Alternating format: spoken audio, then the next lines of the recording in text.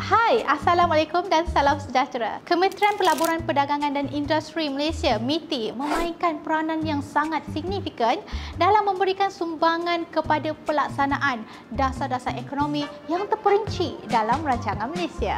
Melalui dua pelan induk utama iaitu Pelan Induk Perindustrian Halal HIMP 2030 dan Pelan Induk Perindustrian Baharu NIMP 2030, MITI terus mengukuhkan pengembangan industri halal. HIMP 2030 diterajui untuk mendorong pertumbuhan sektor-sektor halal yang tidak hanya berkualiti tinggi tetapi juga inovatif.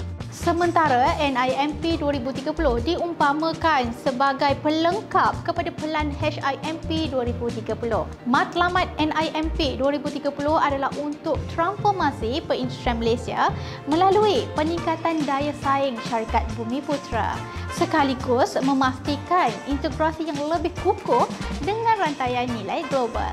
Kerjasama erat antara MITI dan agensi-agensi kerajaan lain telah memainkan peranan yang kritikal dalam menjamin kelancaran pelaksanaan dasar-dasar yang berkaitan.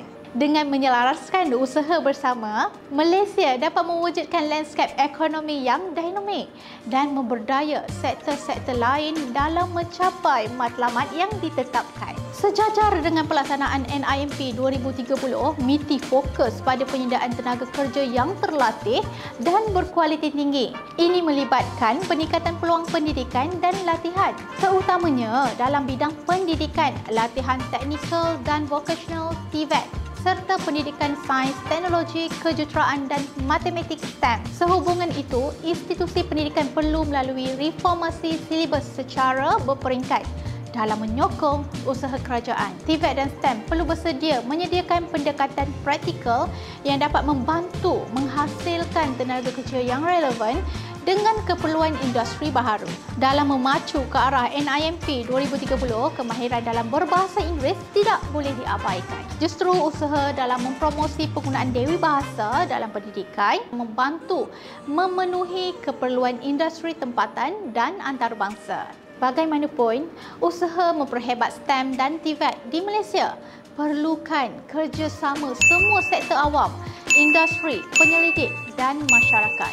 Keberkesanan pembangunan ekonomi negara bergantung pada keupayaan kita sendiri.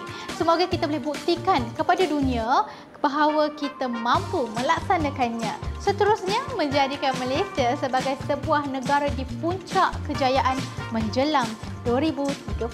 Saya Fatih Amir Aziz. Assalamualaikum.